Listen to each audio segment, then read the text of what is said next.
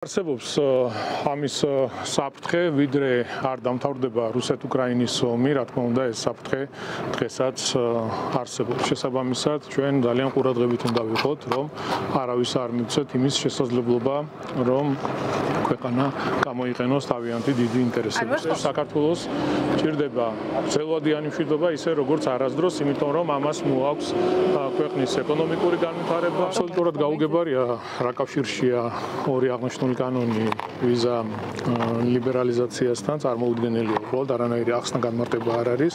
ეს არის უბრალოდ დასჯის მცდელობა ქართველი ხალხის. თქვენ არ იფიქროთ, რომ მათ რაიმე ინტერესი აქვთ, ანუ კარგი, ასე რომ ვთქვათ, საქართველოსთან დაკავშირებით. ის განცხადებებს, რასაც ვისმენთ, ყველა არის აბსოლუტურად ყალბი. რომ აი თურმე გაგიჟებულები არიან საქართველოსზე და ზრუნავენ ქართველ ხალხზე. არ დაიჯეროთ, მეგობრებო, ეს არის ძალიან დიდი ტყუილი, ძალიან დიდი სიცრუე.